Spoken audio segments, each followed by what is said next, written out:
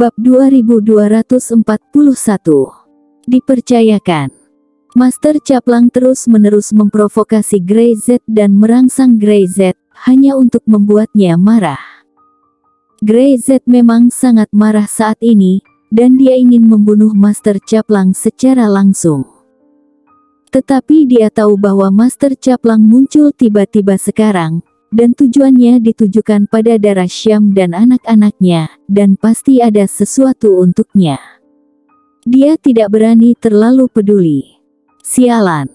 Tiba-tiba, Greyzet menyadari bahwa Master Caplang sengaja menahannya, tetapi sudah sangat sulit baginya untuk pergi sekarang. Jika dia pergi, semua orang di luar ini pasti mati. Pergi ke ruang bersalin. Dia berteriak, dan Juan Ander bereaksi, memberi isyarat dan berteriak. Mundur ke ruang bersalin dan lindungi ibu dan anak. Caplang sebenarnya menggunakan dirinya sebagai umpan untuk menarik Greyzet keluar. Hehe, sudah terlambat, kata Master Caplang. Sementara memprovokasi Greyzet, dia berkata dingin. Awalnya, hal ini tidak ada hubungannya dengan Anda, tapi Anda telah mengganggu rencana saya. Tidak ada cara lain. Greyzet, pengalaman bahwa orang tercinta telah meninggalkan kita, sakit semacam itu, kamu akan mengerti aku. Aku mengerti, sialan. Greyzet berteriak, jarang meledak seperti itu, tinjunya meraung, dan tinjunya yang ekstrim dibuka dan ditutup, dan momentumnya naik dalam sekejap. Dengan pukulan, menyebabkan serangkaian semburan udara. Bang, bang, bang. Master Caplang juga mengayunkan tinjunya dan bertarung sengit dengan Greyzet.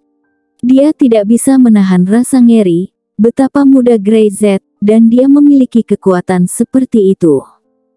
Pemahamannya tentang super boxing benar-benar lebih baik daripada orang lain. Dia bahkan tidak memikirkan tentang perubahan mengerikan dalam teknik tinju biasa di tinju superbook. Greyzet memang jenius, tetapi bahkan meski dia jenius, begitu dia terinfeksi cinta anak-anaknya, dia harus membayar harganya. Minum ini. Master Caplang juga mengeluarkan kekuatannya sendiri, selalu menahan Greyzet, mencegahnya memiliki kesempatan untuk mundur ke villa. Hanya tunggu sebentar lagi dan masalah selesai. Pada waktu bersamaan, di ruang bersalin, darah Syam benar-benar berteriak. Rasa sakit itu membuatnya sadar, tetapi dia tidak bisa mendengar apapun di telinganya, hanya suara berdengung. Dia tahu bahwa tugas terbesarnya sekarang adalah melahirkan anak dengan selamat. Ayo, ayo, baiklah. Kepala anaknya sudah keluar. Bidan kata penuh semangat. Hanya bekerja lebih keras, dan dia akan segera keluar. Darah Syam mengambil napas dalam-dalam dan kehabisan semuanya kekuatan. Sutranya berantakan dan basah oleh keringat. Dia tidak punya energi untuk mengatur ini. Anak, anak, anak. Pikirannya penuh dengan anak-anak sekarang. Dan koridor di luar ruang bersalin itu kosong. Bang. Tiba-tiba, bayangan hitam melintas, namun kemudian sosok lain muncul, menghalangi bagian depan. Minggir. Bayangan itu berkata dengan dingin. Kamu bukan lawanku. Kentang berdiri di depan ruang bersalin dan melihat bayangan gelap, secara alami mengetahui bahwa kekuatannya bukan lawannya, dan bahkan begitu dia melakukannya, dia pasti mati. Tapi langkahnya tetap tak tergoyahkan. Aku dipercayakan. Dia berkata dengan ringan. Kalau begitu kamu harus mengambil nyawaku untuk menepati janjiku. Kalau begitu kamu akan mati. Bayangan itu berkata dengan nada dingin. Dia langsung berubah menjadi ganas, bergegas, dan Kentan buru-buru mengangkat tangannya. Bang! Dengan suara keras, keduanya berpisah, Kentan jatuh ke tanah, darah tumpah dari sudut mulutnya, dan berdiri perlahan, matanya masih kokoh. Bayangan itu sedikit terkejut. Kamu bahkan tidak mati. Kamu juga tahu tinju super. Darah Kentan berjatuhan di dalam tubuhnya. Pukulan ini hampir mematahkan organ internalnya. Jika bukan karena Grey Z yang mengajarinya tinju super, untuk melindungi organ dalamnya, pukulan barusan akan merenggut nyawanya. Tapi meski begitu, dia tetap terluka. Ini kebetulan. Kentan berdiri, menyeka darah dari sudut mulutnya, masih menghalangi pintu.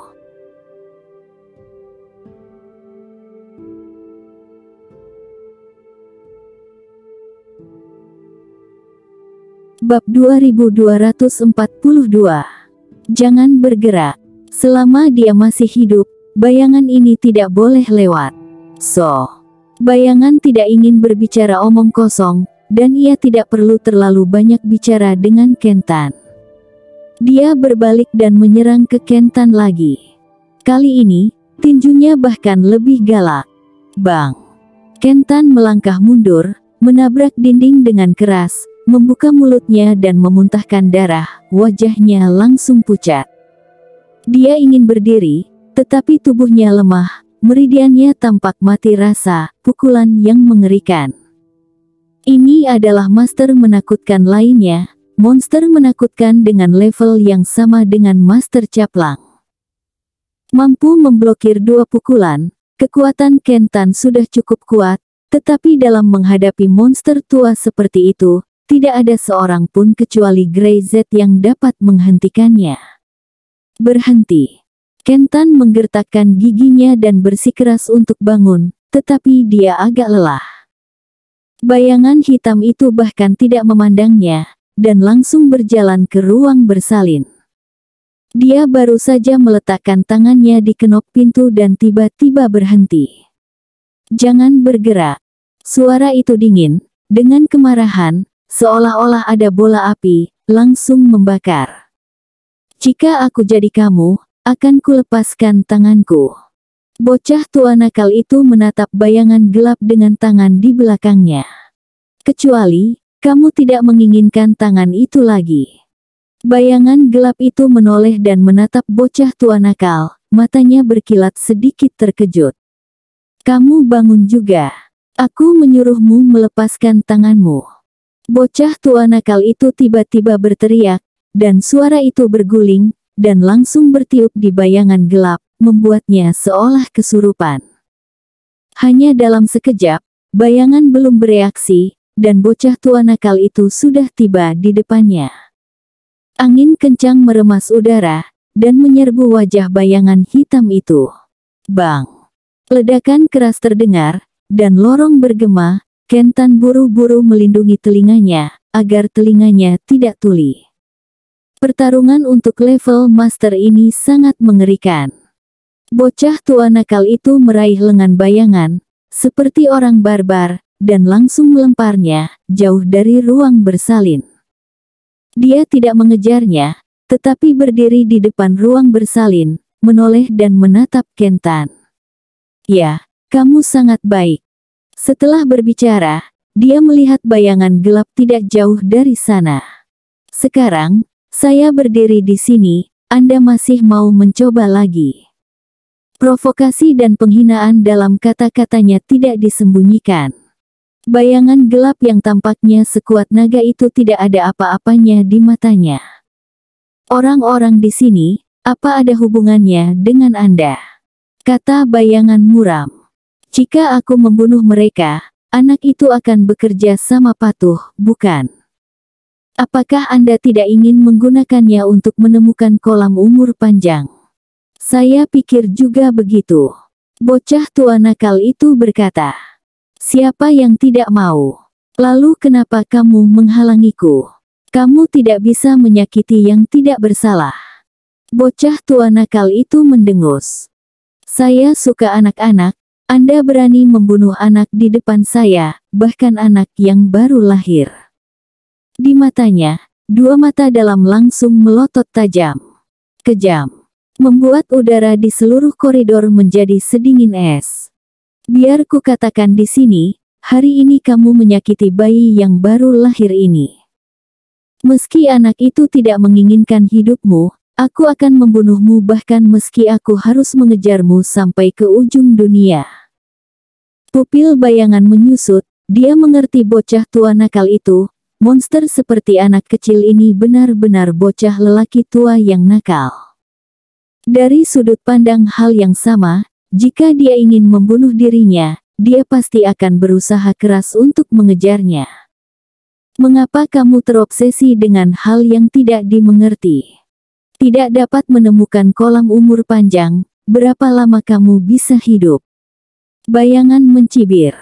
Kita orang dengan satu kaki terkubur di tanah, apa yang kamu pikirkan? Si tua nakal tidak bicara.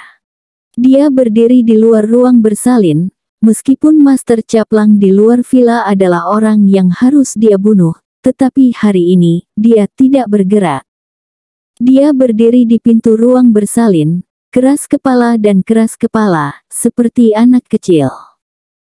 Jika anak itu masuk dan datang, aku bisa membunuhmu, apakah kamu yakin tidak pergi? Bocah tua nakal itu melirik bayangan hitam, dan aura pembunuhnya berangsur-angsur menjadi besar di matanya yang menyipit.